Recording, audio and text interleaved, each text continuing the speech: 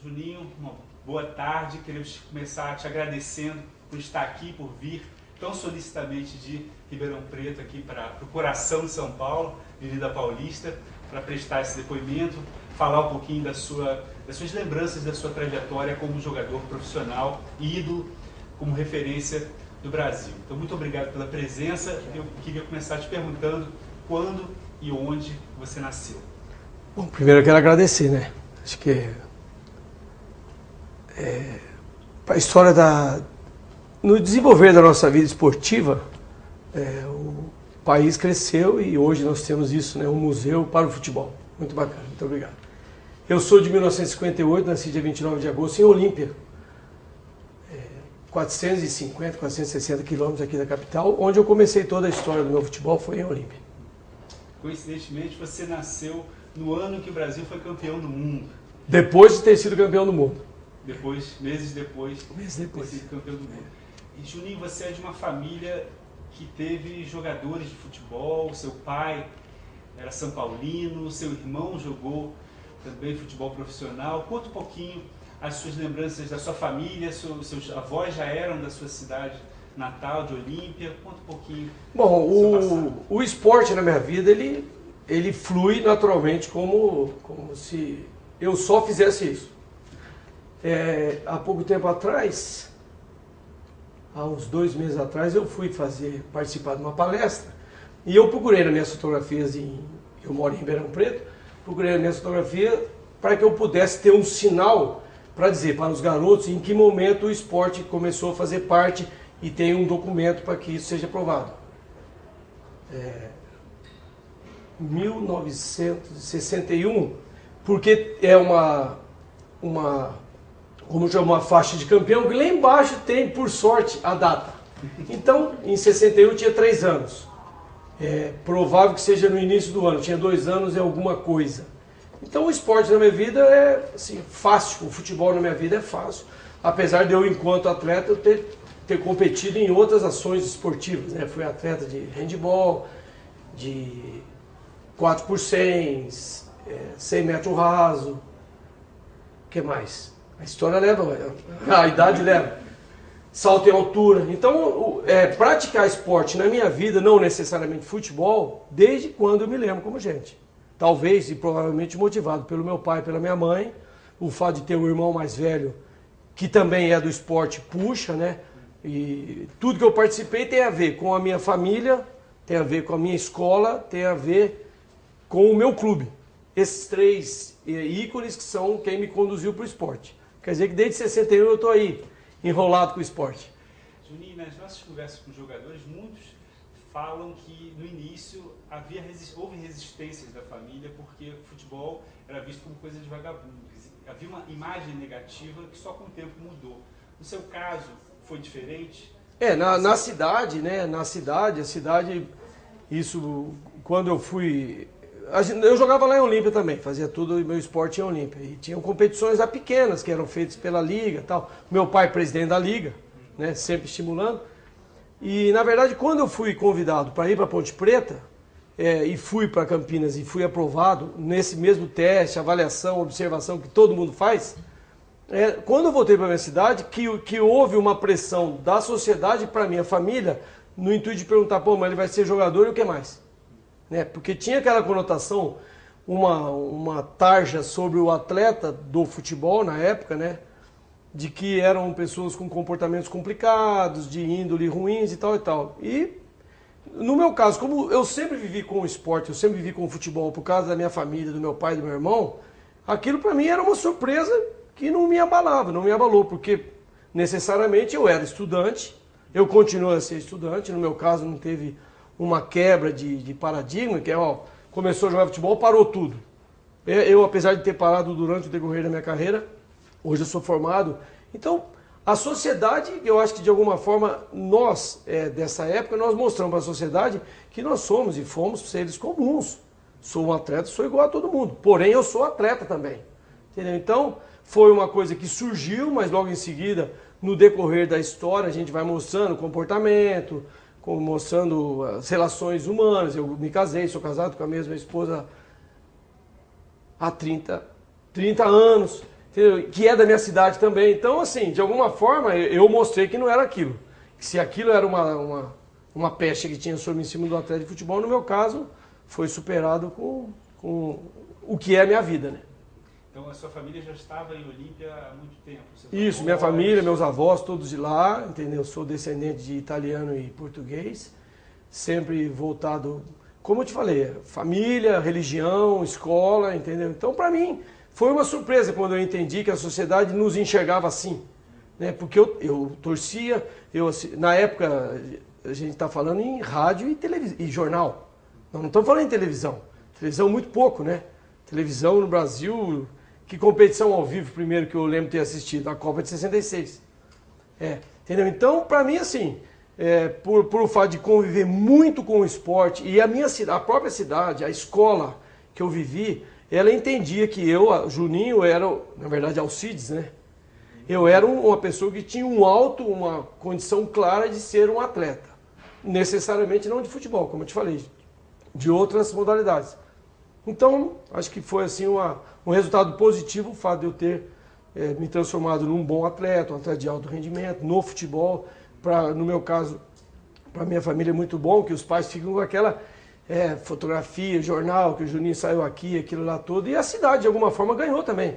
Porque para onde eu vou, desde final de 74 e começo de 74, para onde eu vou, a minha cidade vai junto. Não tem como desvincular Juninho de Olímpia, Olímpia de Juninho. Então a cidade ganhou. Você mencionou o colégio, o clube. Jogava esse futebol na rua? Você tem uma lembrança? Sim, nós jogávamos futebol na casa do amigo que o terreno era maior. Sabe? A gente, por exemplo, de 8 a 12 anos é o ponto inicial da minha vida em competição registrada. Em 1970, lá em Olímpia, foi criado um torneio, que nesse torneio tem um registro, tem súmula, então, nesse ano eu comecei a disputar futebol, 12 anos. A turma que jogava nesse ano era a turma de 55. Quer dizer que eu era talento, eu era avançado. Né? Eu lembro disso porque o meu irmão era um dos atletas mais velhos que tinha na competição. Eu lembro claramente disso. Então eu tinha essa condição por causa do colégio. Eu só fui competir porque o colégio foi competir. Nessa competição, por exemplo, tem a existência do meu irmão, que também foi atleta, do Joãozinho, o zagueiro do Santos, irmão do Bezerra, irmão do Reinaldo, que é lá da minha região, tá? E um outro menino lá de Olímpia, chamado Valtinho, que também jogou. Então, desse primeiro competição oficial, surgiram 3, 4 atletas. Então, a cidade de Olímpia, por exemplo, é uma cidade que curtia muito futebol. Então, a Liga criou uma competição, que acho que foram 8 ou 10 clubes, assim, daquele bairro, e eu jogava no colégio chamado Colégio da Vila, que hoje tem outro nome. E aí eu competi durante 5 anos, eu joguei lá. Talvez se não tivesse criado esses torneios, eu não sei te dizer se eu teria esse crescimento que eu tive na minha carreira, porque me possibilitou jogar. E eu era, como eu te disse, eu era um dos menores que eu jogava. Durante 3 anos eu fui o menor de todos, de idade e até de tamanho. Você pegar a fotografia, tá lá, o Juninho pequenininho. Então, de alguma forma, aquilo que eu consegui virar como atleta foi fomentado pela cidade que me proporcionou e pela família que tinha o estímulo de ir atrás do esporte. Essa liga, quando você começa a jogar nesse campeonato ali em Olímpia, organizado pela Liga Olimpiense, seu pai era... Ele era da liga. Eu lembro bem disso claramente porque por causa do meu irmão. Porque o regulamento, assim, eu poderia até ter documento aqui, não sei se tem. Nascidos até abril de 55. Meu irmão é nascido de abril de 55 para frente. Então eu lembro disso claramente. A Liga criou, através do meu pai, do seu Oswaldo, não lembro sobre o sobrenome dele, mas vou lembrar. Eles criaram. Por quê? Porque aqui no estado da cidade de São Paulo, aqui na cidade de São Paulo, já tinha o Dente de Leite. Acho que faziam 2 anos que tinha surgido o Dente de Leite aqui, que foi um impacto muito grande para nós, jovens. Pô, tem um torneio de jovem, porque você não tem ideia que existia menores atletas jogando futebol.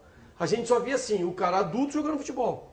Depois que nós fomos entender que existia, na época chamava Juvenil A e Juvenil B, que era antes do chamado aspirante. Então aí que a cidade, por ter um apelo muito grande do futebol, que a Liga criou esse torneio, que através desse torneio surgiram 5, 6 atletas que vieram a ser jogadores de futebol. Você falou dos clubes daqui da cidade de São Paulo. Você tinha, na época, um clube da sua preferência? Eu era santista. Você era santista. Santista, não tinha alternativa, tá? Meus amigos, não tinha alternativa. Era Santos ou Palmeiras. Porque a década de 60, né, se você repara aí, quem foram os campeões da década de 60? Só Palmeiras e Santos. Tá, o São Paulo tinha sido, acho que em 58, 57, e depois voltou a ser em 70. Então ali, apesar de sofrer pressão do meu pai em ser São Paulino, eu fiquei com a ideia do Santos, que é o meu irmão também é santista, e não tinha como, né? O pouquinho que você via na televisão, além de Pelé, né? O Santos, além de Pelé, o Santos tinha Pepe, Coutinho, tinha, nossa senhora, então... E você tinha, assim como um time da sua preferência, um jogador da sua preferência, aquele cara que você olhava e falava, caramba, como ele consegue fazer isso? Olha, o que eu mais lembro, que eu gostava, vamos dizer, de 70 a 74, quando eu vim para Ponte Preta, eu já tinha essa vivência esportiva e acompanhava jornal, a revista Placar. Vocês lembram da revista Placar? Ela era semanal. Na parede do meu quarto tinha lá, no meio saía o posto de todo mundo. Na minha casa tinha tudo aquilo. Então, o que eu me lembro é que Fala de novo a pergunta, Felipe. Esqueci. Assim como você tinha um time da sua preferência, no caso o Santos, tinha algum jogador que você olhava e Luiz Pereira. Luiz Pereira. Porque no meu entendimento, olha, eu sou santista. O maior time da década do século XX é o Palmeiras. Todo mundo sabe, decora e salteado, a escalação do Palmeiras, o Palmeiras não mudou. Entendeu? Então, esta ação, ela ocorreu com todo mundo da minha idade. Entendeu? Então, o time que mais marcou era o Palmeiras. E o Luiz Pereira, que era aquele zagueiro que ia para o ataque, fazer gols, que não tinha isso, né? Que nós víamos, né? Em 70 nós vimos o Carlos Alberto fazendo um gol lá no final do jogo da Itália, bonito e tal. Então o Luiz Pereira era, no meu entendimento, o cara que eu mais me espelhava. E o dia que eu encontrei com ele, eu falei isso pra ele, tá, pode ter certeza. Negão, era você o cara. Então, desde garoto, a posição... A posição de defesa, jogava de defesa, acho que por não ter muito recurso, sei lá. Né? Meu irmão era atacante. E sempre que eu brinquei de defesa. Eu, por exemplo, como eu disse para vocês, eu jogava handball, e bem. Jogava no sistema de antigamente, que a bola era diferente, era toda diferente. No basquete, eu era ala. Então eu sempre tive o sentido defensivo. E no futebol nunca brinquei em outra posição. Só depois de adulto, que por brincadeira eu brincava no ataque. Mas sempre fui de defesa. E algum estilo, alguma característica dentro da posição de zagueiro que você mais te destacou? Olha, o que eu lembro que eu comparado, por exemplo, fizer uma comparação das capacidades físicas, por exemplo, eu, pela altura que eu tinha, 1,83 m, eu era muito veloz. Eu tinha um resultado de 100 metros raso que, vamos dizer, deveria ser entre 12 e 13 segundos. 100 metros raso, que hoje a 100 Bolt faz 9,59, qualquer coisa. Eu tinha, para futebol, falando de futebol, tá? Como eu disse para vocês, por eu ter muita capacidade, muita valência física, eu naturalmente seria um jogador, eu seria um desportista, tá? E jogar na defesa é muito mais fácil que jogar no ataque, não tenho dúvida nenhuma. Construir um prédio demora 6 meses, para destruir 2 segundos ele pá, certo? Então o jogar na defesa é mais fácil. E talvez os recursos intelectuais que eu tinha de antecipação, de noção de distância, isso pesa muito para o jogador de defesa. Essa antecipação que no jogador de tênis é essa bola que ele já está avançado e faz. O Roger Federer já está na frente fazendo o movimento, porque ele está sabendo que a bola está vindo por ali. Então essa vantagem da percepção no defensor é boa, mas as valências físicas são imperativas. Boa velocidade, que impõe um bom breque, bom cabeceio, porque antigamente, muito mais do que hoje, as bolas eram lançadas para a área muito mais, um número muito maior. Tipo assim, faltavam 20 minutos para acabar um jogo, o time que está perdendo de 1 a 0, ele lança para dentro da área 30 bolas. Hoje não lança, tenta chegar lá pertinho. Dessas 30 bolas, modéstia à parte, eu participava bem das 30. Não sei se eu ganhava, mas eu participava das 30. Entendeu? Então, essas valências que me permitiram chegar no futebol com uma condição boa. Me mandaram, não sei quem me mandou, um monte de coisa boa. quando nós conversamos com alguns goleiros, eles diziam, escolhi a posição porque eu gostava de ser do contra. Para mim era o prazer tirar o gostinho do outro de fazer o gol. E no seu caso também, isso de impedir um lance. Sem dúvida, sem dúvida. O impedir do movimento que está sendo feito, o cara vai chutar, você evita, né? O seu posicionamento está correto. Se você disputar um jogo de futebol e o cara chutar 6 bolas e as 5 pegarem você está no lugar certo. Entendeu? Então esse fato de você, talvez até pelo fato do meu irmão ser centroavante, que um dia nós jogamos um contra o outro 3 vezes. E para mim, sabe, era simples. O jogar na defesa era simples, talvez por todos esses detalhes. Mas acho que o que mais pesa é gostar da posição. Isso pesa muito. Porque todo mundo quer fazer gol. Entendeu? E eu me virava bem na defesa.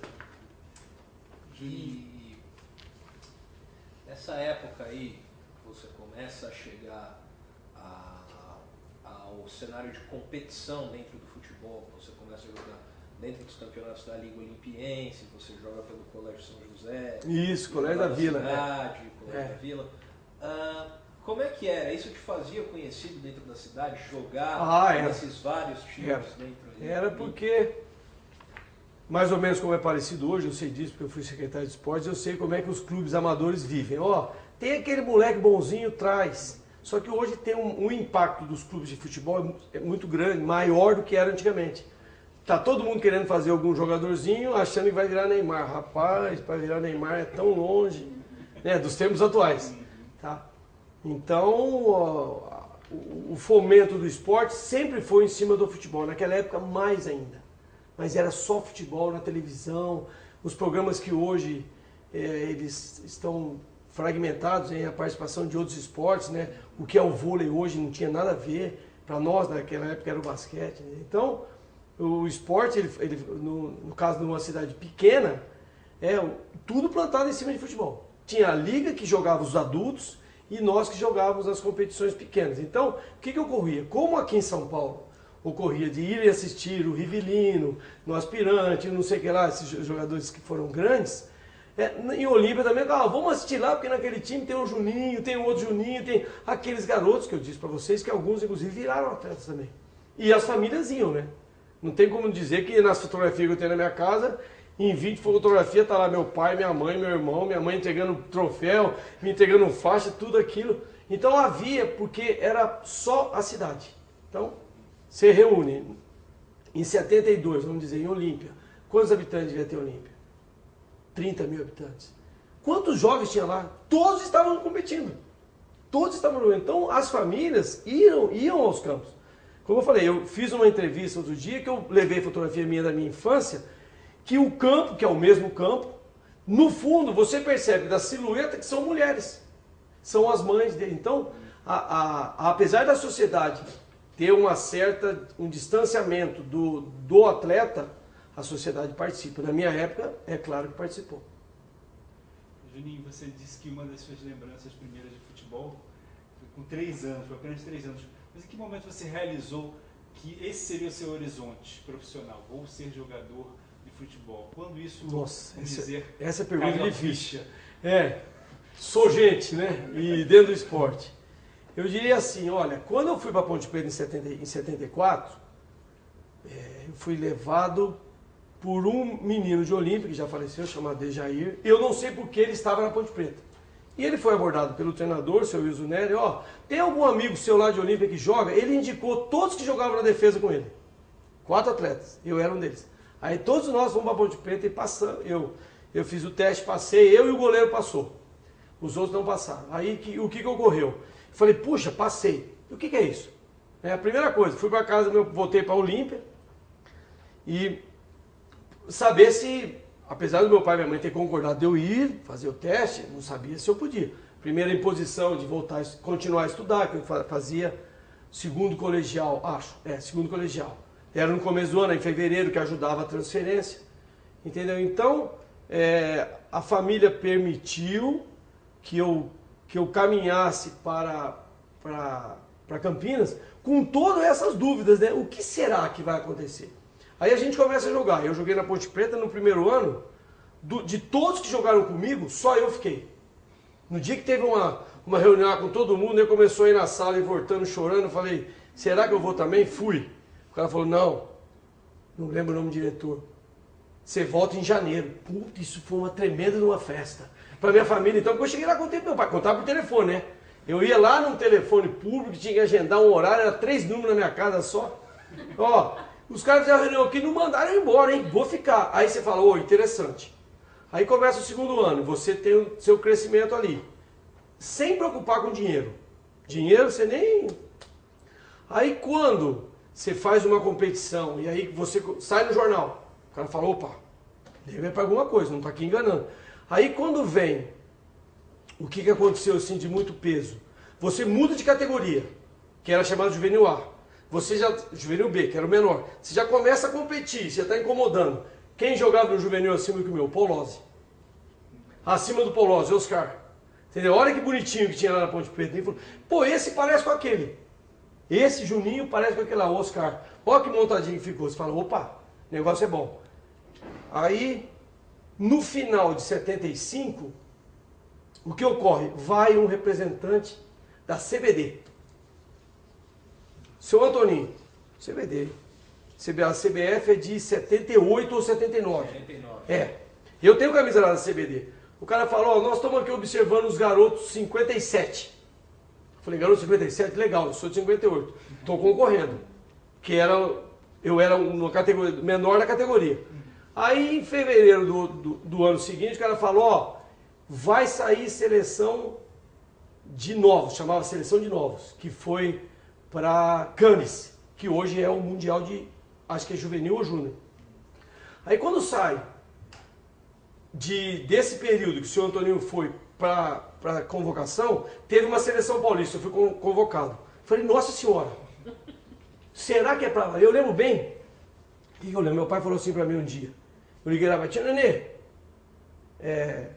foi dessa paulista, tio Nenê, teve uma convocação aqui assim, mas por que você vai para a seleção de paulista?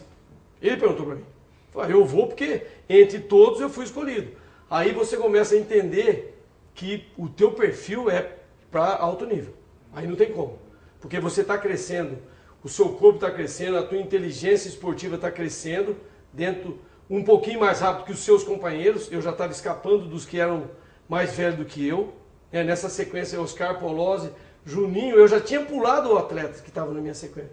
Então fica assim, é irreversível que eu tenho um alto potencial. Sabe? Aí não tem jeito, a convocação para a seleção, que foi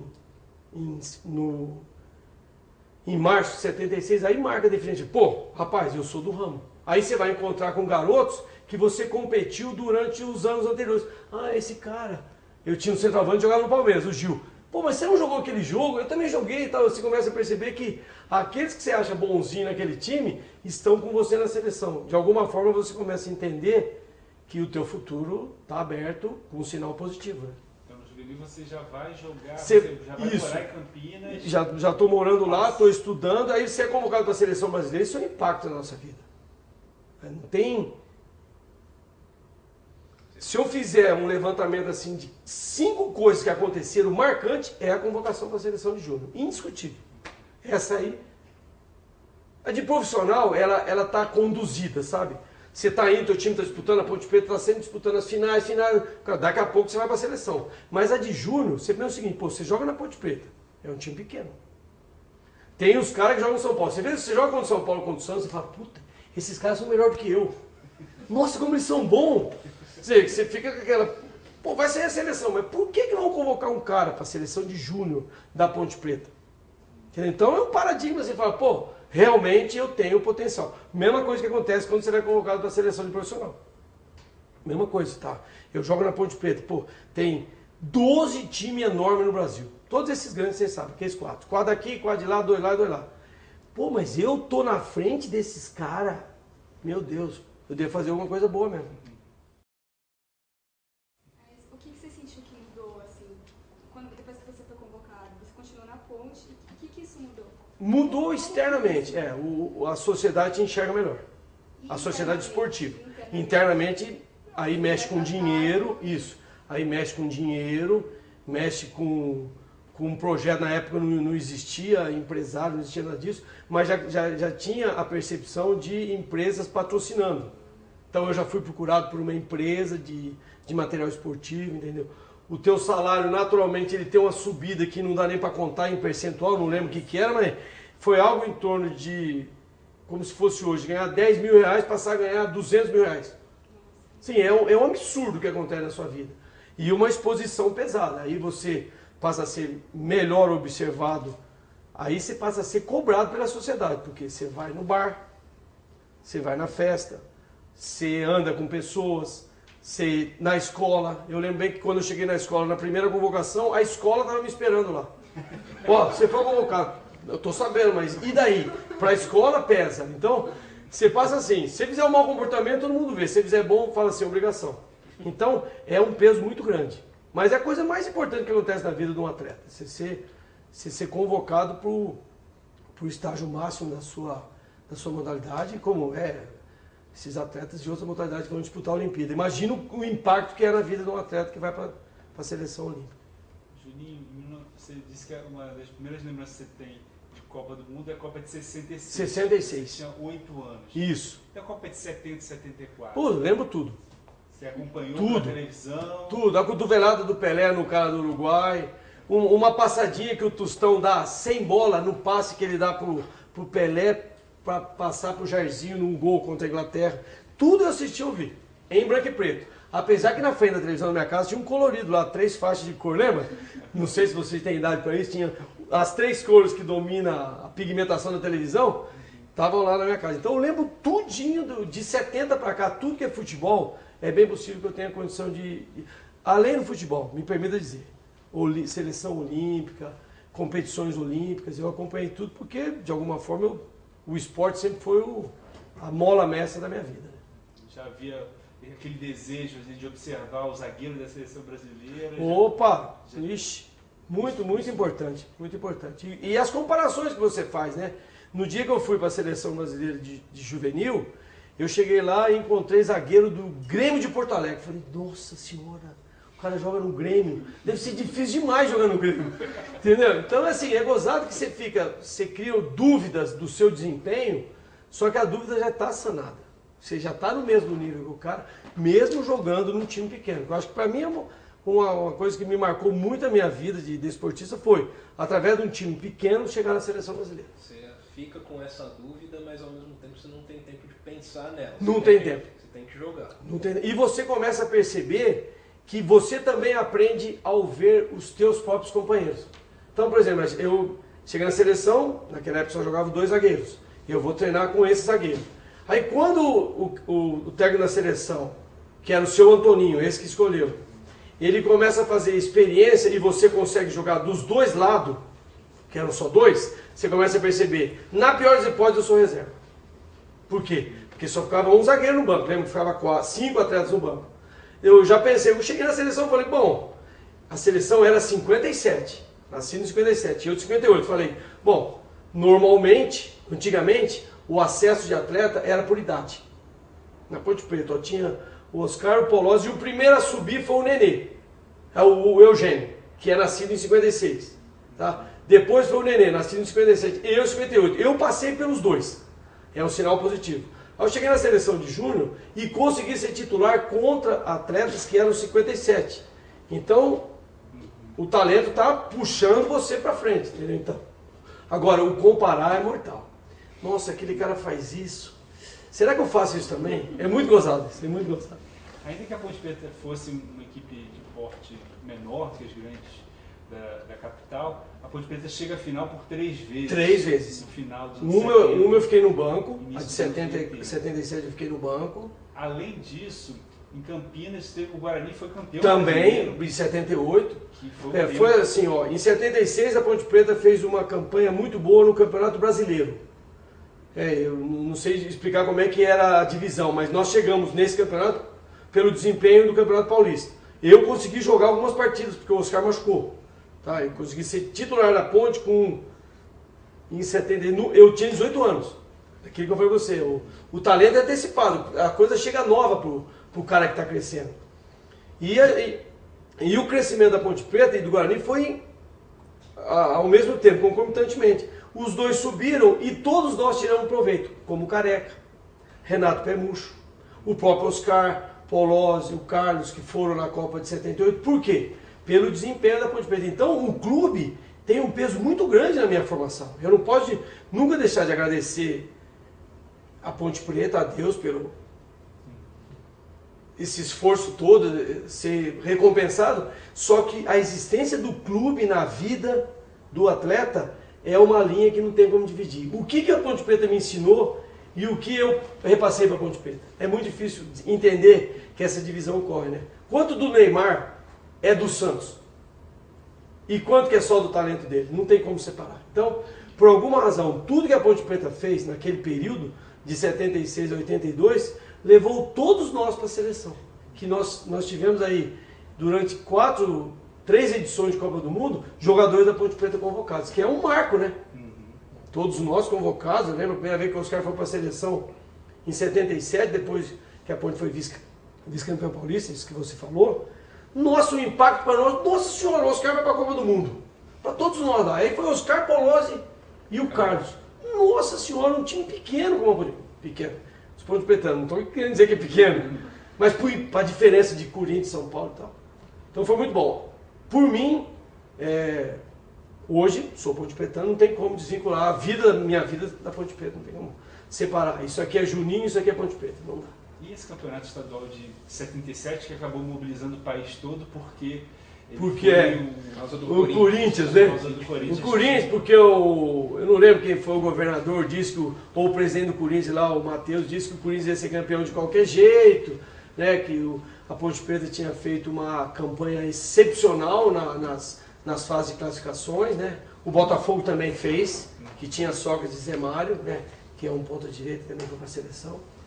E assim, trouxe todos nós surgimos, né? Na verdade, a Ponte Preta, ela ganhou de presente, ele provocou o presente de ter participado de uma competição muito boa e coincidentemente com o Corinthians, que no último turno, o Corinthians já estava praticamente desclassificado, não sei se vocês lembram, era um octogonal, 7 partidas, a Ponte Preta classificou assim, rapidamente, pum, já está na final. E o Corinthians ficou capengando. Quando nós chegamos no Morumbi, eu era reserva, eu fiquei no banco, que nós entramos no campo, que nós vimos tudo aquilo lotado, eu falei, rapaz... É o maior público da história do Morumbi. O maior público, que é o maior público também no campo do Internacional, do Grêmio, em 81. Tem um jogo, 81. Isso, o Grêmio e Ponte Preta. O Grêmio e Ponte Preta, foi 1-0 para a Ponte, gol do Osvaldo. O que eu lembro bem, o terceiro jogo, a Ponte Preta jogava por empate na prorrogação. Ela precisava empatar o jogo e empatar a prorrogação. Tá? Aí o que aconteceu? Com 20 e poucos minutos, o Oscar falou para alguém, naquela época o banco era ali do lado do Morumbi, né? Não era essa casinha, era o banco mesmo, né? A gente ficava ali xingando o Bandeirinha. Bandeirinha, não era auxiliar, Bandeirinha. Que o Bandeirinha não era Bandeirinha, era árbitro que ia bandeirar. Era Romualdo, esses caras, do Cid, esses caras que iam bandeirar. Aí o que aconteceu? O jogo da final foi numa quinta-feira à noite, né? O Oscar falou assim, minha chuteira está escorregando. Aí eu falei para o massagista, eu vou correndo no Morumbi, no campo, no vestiário do São Paulo, vestiário maior, que nós ficamos lá, eu vou lá correndo, eu vou lá, pego a chuteira e trago, se tiver alguma necessidade, eu já estou até aquecido. A hora que eu voltei, o Corinthians chutou uma bola na trave, tipo 25, 26 minutos do primeiro tempo. Rapaz, o Morumbi urrou. Mas um de 120 mil negros falando Falei, rapaz, essa coisa vai cair. Realmente, está entre as 5 coisas que eu contei a vocês. Uma das 5 coisas interessantes que eu contaria para todo mundo foi essa final que infelizmente nós não fomos campeões. Mas chegamos lá. E aquilo pode ter parecido único, mas depois a Ponte volta à final em 79. Mas com um time menor, a gente com uma capacidade menor.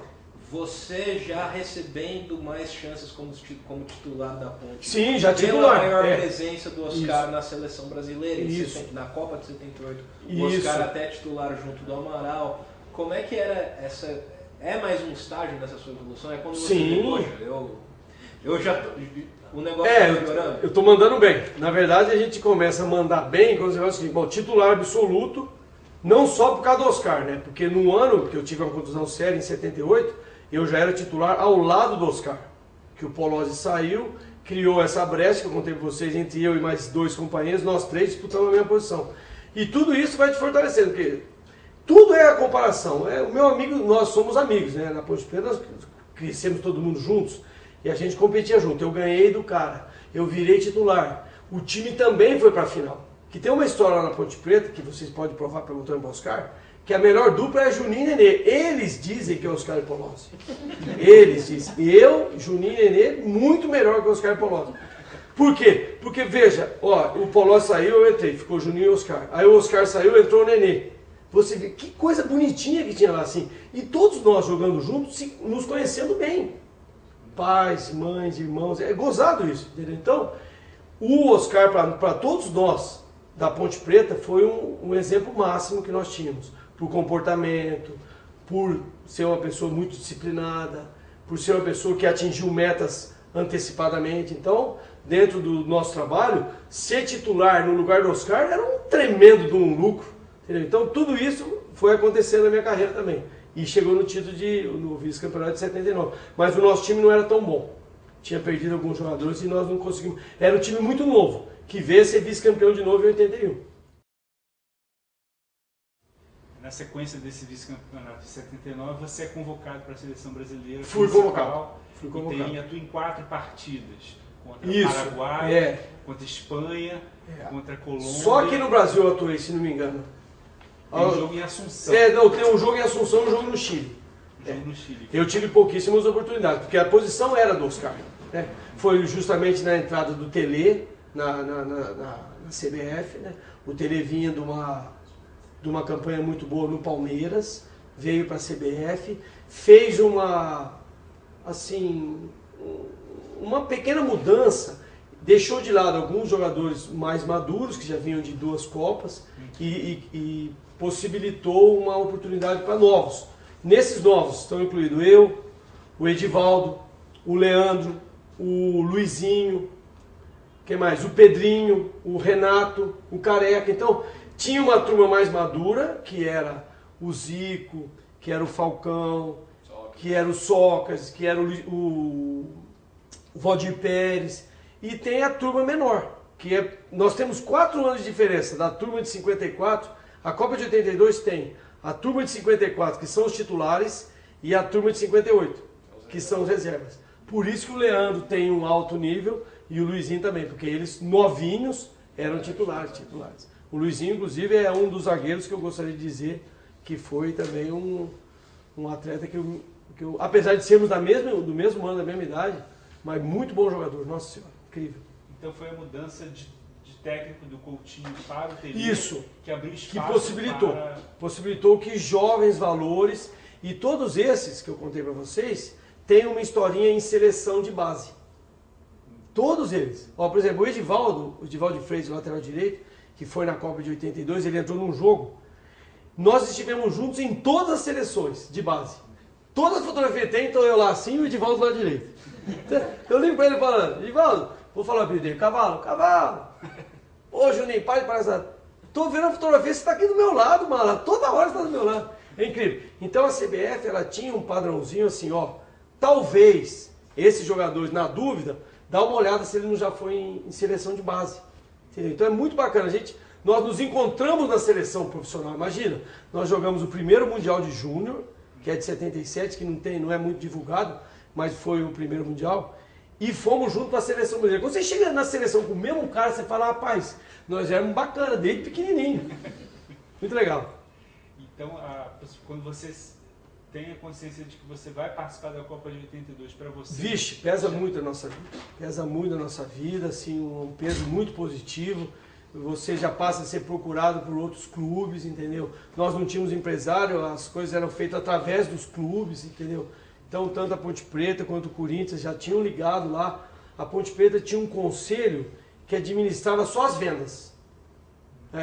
Tinha um conselho lá que tinha que convencer os caras que vender o atleta era bom. E era importante para a Ponte Preta, porque a Ponte Preta vivia da venda.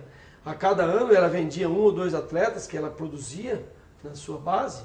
Ela vendia. Então, desde 78, por essa trajetória minha de seleção juvenil, seleção júnior, e profissional, eu já era interessante a minha contratação para os clubes grandes da capital, mais da capital do que de fora. E antes ainda de seu nome começar a ser cogitado de fato como um jogador que poderia ir para um grande clube da capital, você tem o problema da sua contusão grave. Isso, tive uma contusão seríssima. Que depois de um certo tempo ainda você ainda lembra disso e isso até impede que você vá para o Corinthians antes ainda de você ter ido, né, em Sem 83. dúvida. Conta um pouco melhor. Não, a contusão, assim, foi Ponte Preta e Corinthians, né? Foi num domingo à tarde, né? 13 ou 14 ou 15 de maio, eu lembro disso, na verdade é nesse período que eu ia ser convocado para a seleção brasileira, tá? Porque a seleção ia fazer 2 jogos rápidos, uma coisa que não tinha antigamente, era tudo mais demorado, diferente do que é hoje.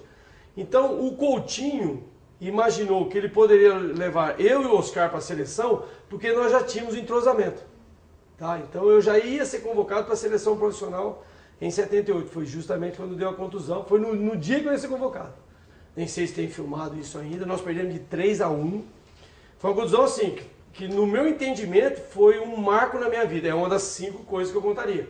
Por quê? Porque eu transformei essa contusão num handicap a favor. Em vez de ser muito prejudicial, foi prejudicial por perder algumas convocações, mas me possibilitou eu me formar mais como homem do que como atleta. Porque eu era cheio de pose, eu sou isso, sou aquilo, que é um inferno na nossa vida, você ficar grande sem saber que a tua cabeça suporta você ser tudo isso.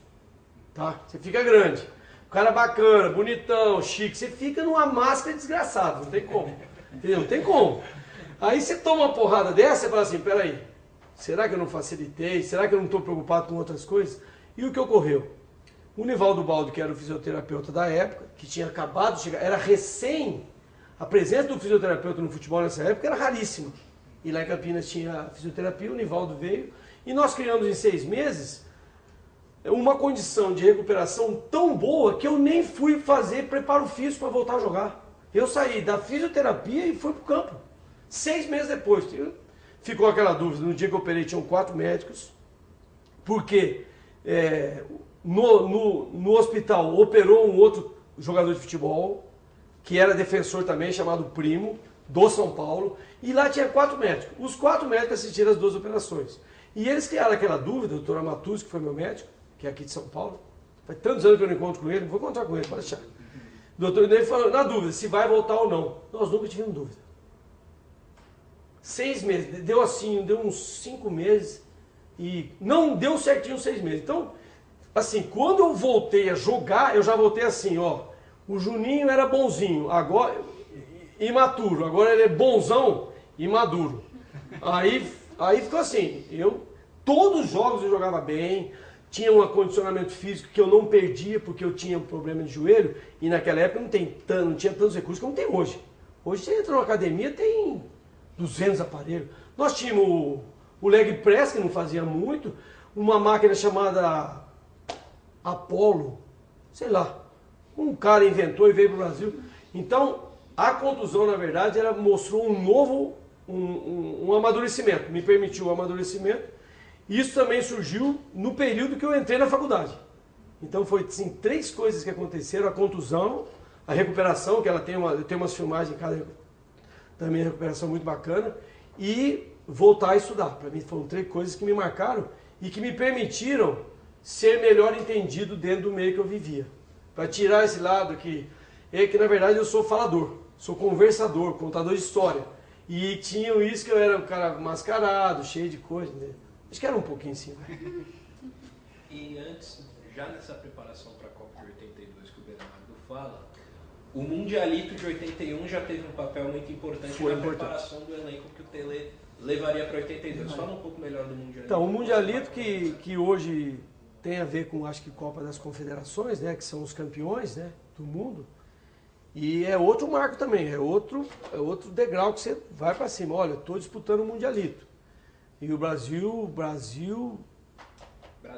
Uruguai, Argentina, Alemanha e Holanda. Isso. O Brasil ganhou 2, né? Empatou uma e depois perdeu para o Uruguai. Eu diria o que eu achei interessante foi o ambiente que nós tivemos. Tá? Foi nessa época que eu fiz o Jornal Nacional, fiz umas palhaçadas lá no meio do grupo lá, entrevistava os caras e não sabia o que eu ia fazer. Nem existia câmera de filmar. Eram raríssimas as câmeras de filmar, né? Era uma peça grande, obsoleta e tal.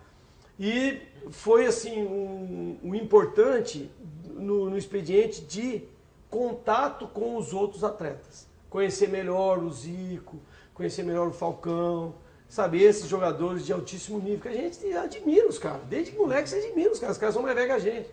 Então acho que foi muito importante o Mundialito para sabe, a gente voltar ao enquadramento do que é uma perspectiva de jogar uma Copa do Mundo. Você imagina, a gente novinho, sai de Olímpia, vira jogador na Ponte Preta, titular. São tantas coisas que acontecem para você chegar numa Copa do Mundo que antes da última convocação você fica extremamente nervoso. Nossa, como eu fiquei nervoso, meu Deus. Vai que os caras resolvem mudar para outro cara. Mas legal. E você falou de um bom ambiente. Bom ambiente. Nossa, nós tínhamos. E o ambiente de 82? Foi mantido. Foi mantido. A diferença foi que o Tele convocou o Dirceu, que não vinha atuando muito, ali não lembro por qual razão o Dirceu foi convocado. Nós perdemos o Reinaldo por algum deslize lá, que o Reinaldo fez alguma coisa, eu acho que o Tele exagerou um pouquinho, porque acho que o Reinaldo seria o mais indicado para aquele time que nós tínhamos, né? Acho que o Careca e o Reinaldo, entendeu? Nós perdemos o Careca lá na Copa do Mundo, que eu acho que foi uma perda que não é falado muito, mas é uma perda super importante, porque o Careca, novinho pra caramba, ele tinha acho que 21, 19, 20, sei lá, pouquinha coisa. Né? O Careca se contundiu lá num jogo, eu lembro que no ônibus que nós fomos embora, eu fui lá, agradeci, fiz umas palhaçadas, aquelas coisas que eu sempre faço. Careca e tal, aquela coisa, que era do Guarani, meu concorrente.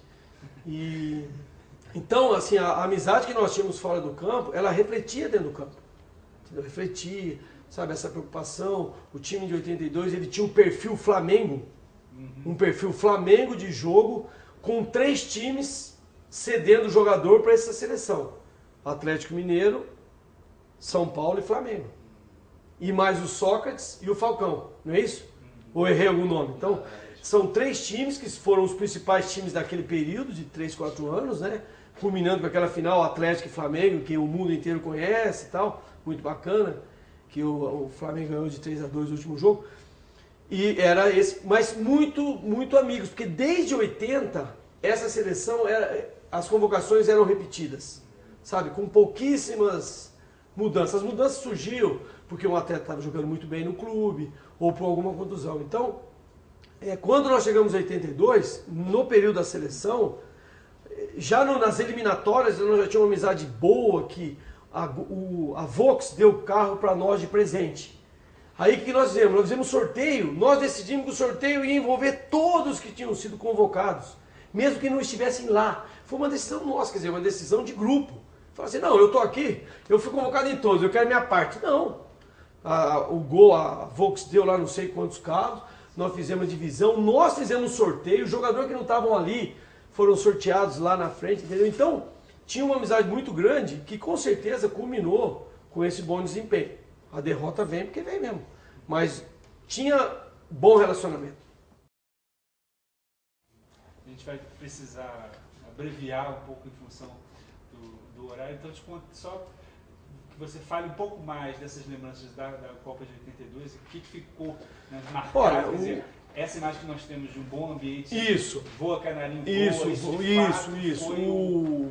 O Júnior, o pessoal carioca, né, tinha uma participação muito grande por causa desse expediente de descontração. O carioca, ele por si só, o Júnior, que era o que puxava a fila, o Edivaldo, esse que eu falei, também puxava a fila, o Serginho Chulapa também era bom de música. Então, a música, ela está integrada no esporte. A música faz parte do futebol. Tanto é que tem um monte de música que fala de futebol, diuturnamente. E essa amizade nos permitiu que nós chegássemos, disputamos as eliminatórias, 4 partidas, ganhamos as 4. Uma muito difícil, um gol de Zico contra a Venezuela num campo horrível. O Zico fez um gol aos 39 do segundo, que o empate ia ser um inferno para nós. Fomos lá na Bolívia, ganhamos de 2-1 no limite. Acabou o jogo, nós viemos embora pro Brasil.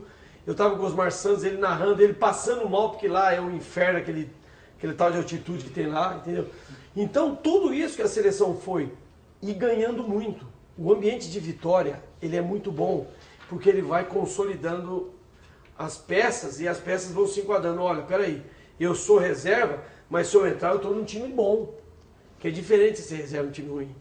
O treinador olha, vou trocar alguém, né? Eu falo assim, tá vendo aquele ali? Né? E isso credenciou que nós chegássemos na Copa do Mundo com muito resultado positivo. Teve uma viagem para a Europa, que o Brasil ganhou umas 3 partidas. Foi nessa viagem que o Valdir Pérez virou titular, que ele pegou 2 pênaltis e tal. Então, assim, o bom desempenho da seleção de 82, que eu digo bom desempenho, nós ficamos em 5º lugar, ele se fez também pela amizade que nós tínhamos entre nós. E até você ganha intimidade para criar apelido com o pessoal. Nossa Senhora! Paulão, Nossa os caras eram belo. Então, justamente porque por repetir. Então você conhecia a pessoa e começava a entender a pessoa, saber da família. Ficou íntimo, o negócio nós ficamos rodando junto durante 2 anos. E isso refletiu na amizade que nós tínhamos e refletiu no resultado. Perdemos para a Itália? Alguém tem que perder um dia, não tem como. Mas com certeza o que o Tele planejou, ele conseguiu chegar. Ele chegou, apesar de alguns erros que eu acho que ele cometeu por escolhas pessoais, o Brasil chegou na Copa do Mundo para vencer. E jogou para vencer. Fez 15 gols, teve tudo para vencer e acidentalmente Paulo Rossi naquele dia estava inspirado. Fazer o quê? Juninho, para concluir, como é que foi, você falou de um ambiente de vitórias, como é que foi lidar com a derrota e que lembrança você guarda do retorno ao Brasil? O retorno foi trágico, nós fomos pro bar, né? Acabou o jogo, nós fomos pro bar. Tipo assim, entre aspas. Pô, todo mundo desesperado. Por quê? Eu fiz uma piadinha, vocês sabem da piadinha que eu fiz no ônibus, que eu entrei e falei, pessoal, é um sonho, o jogo é amanhã, não sei o que lá e tal. Por quê? Porque para nós foi muito chocante a derrota, entendeu? Porque você está o tempo todo, o adversário que é de alto nível, faz 1-0, você empata, está classificado, nós tínhamos uma vantagem. O adversário faz 2-1, no intervalo você faz 2-2 no limite. Tá? Aí o cara faz 3-2 e você tá ali, batendo, chuta, o goleiro pega uma bola, a outra perigosa, você tá mais perto do empate, que não é difícil um empate, né? E aí perde. Nossa, deu um branco geral lá, chegamos no hotel, não lembro o nome do hotel, assim, do primeiro dia pro outro, ninguém saiu do quarto. Aí que nem começou a botar a carne de fora e falar, gente, é verdade mesmo, nós perdemos. Então aí se convocaram o avião que nos levou, no avião que acho que foi o pior de tudo. Na verdade a ficha mesmo caiu, ele falou assim, gente, nós estamos no avião, não é para ir para Madrid. Que ia para Madrid, né? Para jogar lá, sei lá contra quem, acho que contra a Polônia, né? Não, a semifinal contra a Polônia ia ser em Barcelona. Ia ser em Barcelona, é isso. E aí no avião da volta que teve o choro, teve a reclamação, podia ter feito isso, podia ter feito aquilo, tudo aquilo que surge logo após uma derrota, desse impacto, né? Que foi muito grande para todos nós. Para minha carreira, imagina, se eu tivesse sido campeão do mundo em 82, quando eu representaria? Tá? Um monte de coisa favorável. Um monte de coisa errada também, que vem junto. Tudo vem junto. Mas assim, eu acho que a seleção fez uma campanha muito boa. Eu acho que um fato que pesa muito foi nós termos viajado muito no dia do jogo. Foi o pior caminho que o cara sorteou na hora. Você lembra que tem aquele sorteio para saber o caminho, por causa do ETA, negócio da Itália lá, aquela coisa, da Espanha. O cara sorteou, nós pegamos o caminho mais longo. Começamos com o samba e chegamos no campo em silêncio. Porque ficou muito longo. Mais do que 50 minutos é prejudicial para qualquer coisa, entendeu? Então esse é um dado que eu sempre que eu encontro com o pessoal de 82, eu falo, vocês lembram que nós demoramos muito para chegar no campo? Os caras, pô, mas Juninho, mas por que você lembra? Porque o samba acabou. Entendeu? Talvez tenha um peso muito grande no resultado. Juninho, muito obrigado. Em nome da Museu do Futebol da Fundação Getúlio Vargas, nós queremos aqui não concluir, interromper uma primeira parte e renovamos nosso convite para continuar essa conversa. Se puder, com você, eu venho com prazer. Espero ter sido... Uma honra. Foi bom? Foi bom? Para mim foi bom. Muito obrigado.